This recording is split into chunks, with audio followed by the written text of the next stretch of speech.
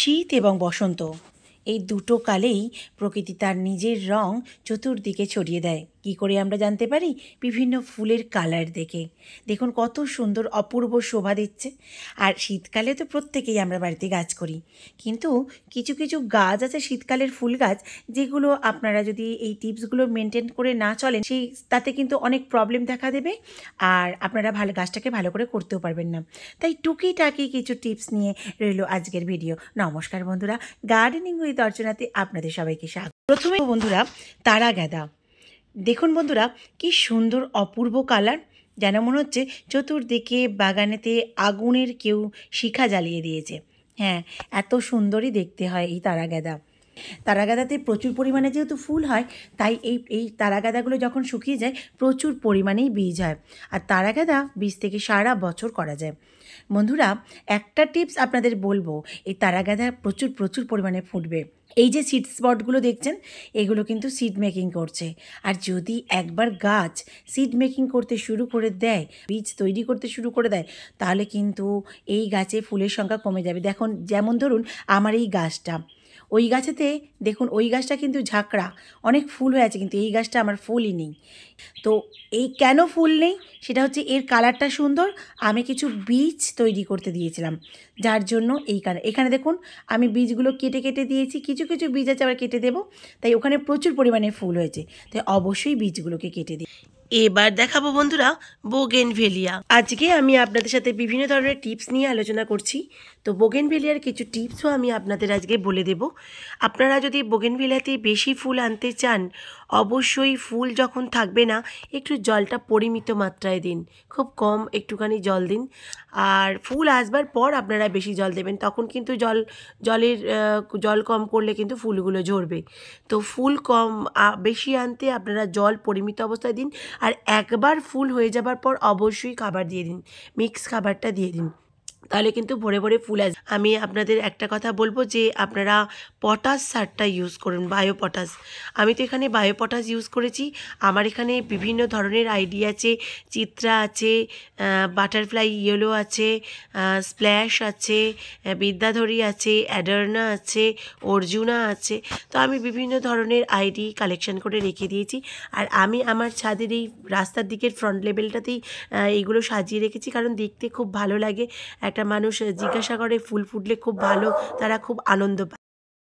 আজকে আমি আপনাদের সাথে কিছু গোপন টিপস নিয়ে আলোচনা করছি, অবশ্যই আপনারা সেটা ফলো করবেন। তো এই যে আমাদের অনেকের পিটুনিয়া হয়ে যাচ্ছে, পিটুনিয়াগুলো হয়ে যাওয়ার পর ওই যেগুলো গঠন হয়ে যাচ্ছে, এই যেগুলো হয়ে গেছে, সেই ফুলগুলোকে আপনারা কাটছেন না। তো একবার যদি গাছ বীজ প্রডিউস করা শুরু করে দেয়, তাহলে কিন্তু আপনাদের ফুল আর ভালো হবে না। এই দেখতে পাচ্ছেন ফুল হচ্ছে অনেক, ফুল আর হবে না। যে ফুলগুলো হয়ে গেছে দেখুন, সেই ফুলগুলোকে আপনারা অবশ্যই ফেলে দিন।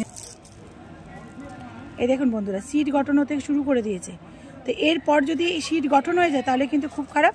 তাই আপনারা অবশ্যই এটাকে ধরুন, ধরে ঠিক এইরকমভাবে এরকমভাবে পিঞ্চিং করে দিন।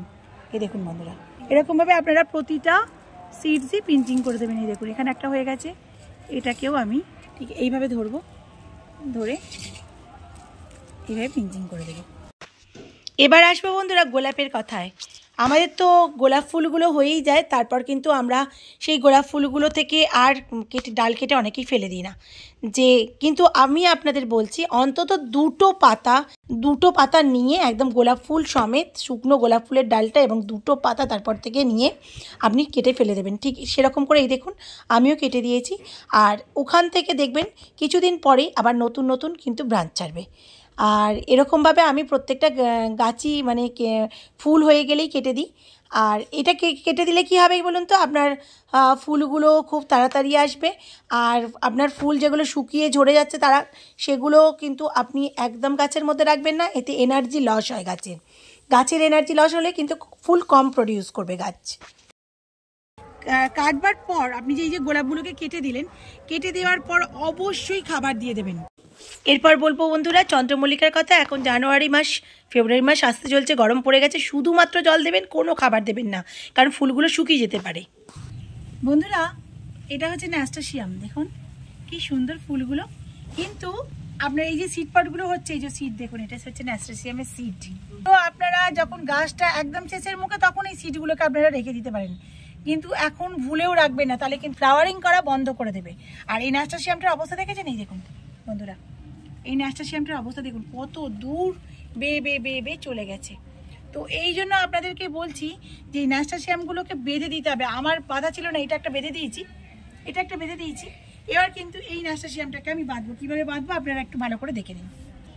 এই যে আমি এই পাটকারিটা নিয়েছি, পাটকারিটাকে আমি এখানে পুরো ঘিরে দেবো একদম তলা পর্যন্ত। এটা ঠিক হয়ে গেল, ফিক্সড হয়ে গেল। এবার আমি আর একটা পাটকাঠি নেব, এই যে পাটকাঠিটা, এই পাটকাঠিটাকেও আমি এখানে ফিক্সড করে দেবো। দেওয়ার পর আমি গাছগুলোকে তুলে পেতে দেবো। আর গাছের ছিঁড়ি দেখছেন, গাছের এই যে গাছ কত বড় হয়ে গেছে, গাছ একদম কুঁড়ি ভর্তি, সবেতে কুঁড়ি ভর্তি। এই দেখুন বন্ধুরা কত বড় গাছের হাইট হয়ে গেছে দেখছেন। আর কি বড় বড় পাতা দেখুন, কি বড় বড় পাতা দেখুন, পদ্ম ফুলের মতন পাতা হয়েছে। কি খেতে দিয়েছি, কেন এত বড় হাইট হয়েছে সব আমি বলে দেবো। এই যে নিয়ে নিয়েছি দড়ি, এবার দড়ি দিয়ে আমি বেঁধে দেবো। এ দেখুন বন্ধুরা, কোনখানটা বাঁধবেন বলুন তো? এখান থেকে কিন্তু ফুল বেরোচ্ছে, এখানটা বাঁধবেন না। এ দেখুন ফুল অলরেডি বেরিয়ে গেছে, এই দেখুন বন্ধুরা ফুল অলরেডি বেরিয়ে গেছে, দেখুন ফুল হচ্ছে, এইগুলো জায়গা থেকে ফুল আছে, এখন সব ফুলে ভর্তি, সব ফুলে ভর্তি। এগুলো বাঁধবেন না, আপনি এরকম একটা মিডিল জায়গা করে বেঁধে দেবেন, যেখানে ফুল নেই, এরকম একটা জায়গাতে বেঁধে দিলেন। একদম ওপরের দিকে টপেতে একটা বেঁধে দেবেন, এই যে এটা টপ, এখানে একটা বেঁধে দিলেন, যেখানটাতে আপনার ফুল নেই এরকম জায়গাতে একটা বেঁধে দিলেন।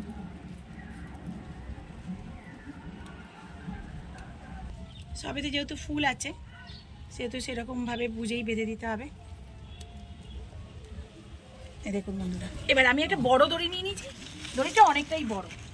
তো এরকম বড় দড়ির সাহায্যে আমি কি করব, এখন আমি এগুলোকে ওভারঅল নিয়ে আমি কিন্তু হালকা করে, যেহেতু ফুল আছে সব কিছু আছে সেহেতু আমি এটাকে খুব একটা বাঁধবো না, এরকম হালকা করে এখানে টান টেনে দেওয়ার চেষ্টা করব, জাস্ট হালকা করে, কারণ এখানে প্রচুর ফুল আছে। এই দেখুন প্রচুর।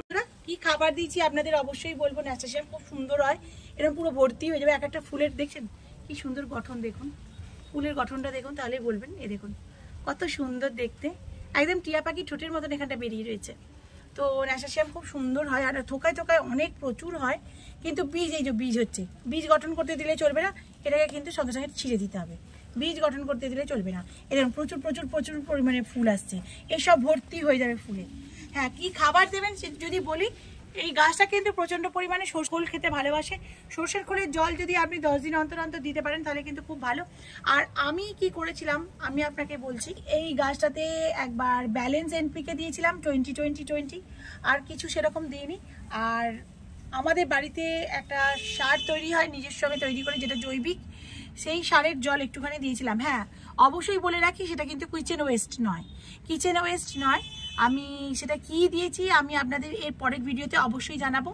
আর দিলে কিন্তু এইরকমভাবে গাছের পাতা কিন্তু বড় বড় হয়ে যাবে।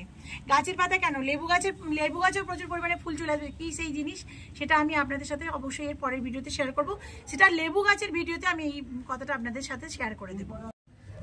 আর বন্ধুরা, এই যে দেখতে পাচ্ছেন মায়া গাঁদা চলে এসেছে, একটু ঝাড় করেছি গাছটাকে, কেননা গাছটা আমি প্রথম থেকেই ওভারঅল পিঞ্চিং করে দিয়েছিলাম বলে এরকম ঝাড় হয়েছে। একটা গাছেতে দেখছেন কত ফুল হয়েছে, এ দেখুন বন্ধুরা, আমি আপনাদের দেখাচ্ছি কতটা পরিমাণ ফুল হয়েছে, আপনারা দেখুন একটা গাছেতে, দেখতে পাচ্ছেন। মায়া গাঁদাকে যদি ঝাড় করতে চান, ছোট থেকে ঝাড় করতে হলে আপনাকে কিন্তু পিঞ্চিং করে দিতে হবে। আর অবশ্যই সরষের খোলের জল দেবেন। এই ফুলের সাইজ দেখুন আস্তে আস্তে হচ্ছে, এখন আসছে বলে সেই জন্য এই পুরো কুঁড়িতে ভর্তি হয়ে যাবে, পুরো একদম ফুলেতে ভর্তি হয়ে যাবে। তো আপনারা যদি মায়া গাঁদাটা করেন আপনারা অবশ্যই পিঞ্চিং করবেন। মায়া গাঁদার মেন জিনিস হচ্ছে পিঞ্চিং করা, আপনারা পিঞ্চিংটা অবশ্যই করে দেবেন। এই যে এরকম আমি একটা করেছি, দেখুন আমার একটা কালাঞ্চো প্ল্যান্ট, দেখুন কালাঞ্চো, এটা আমি আগের বছর তৈরি করেছি, এর মাদার প্ল্যান্টটা আমার ওপরে রয়েছে, কিন্তু এটা খুব সহজে তৈরি করা যায়। আপনি যদি একে জল নাও দেন 1 মাস, তাও কিন্তু এর পাতাটা দেখছেন মোটা, এই পাতাটা মোটা, এখানে জল এত পরিমাণে মানে স্টোর করা থাকে যে এর কোনো প্রবলেমই হয় না। আপনি যদি একে জল নাও দেন এর কোনো প্রবলেম হবে না। আর দেখুন ফ্লাওয়ার আসতে শুরু করে দিয়েছে, এটা আমি কাটিং থেকে লাগিয়েছিলাম।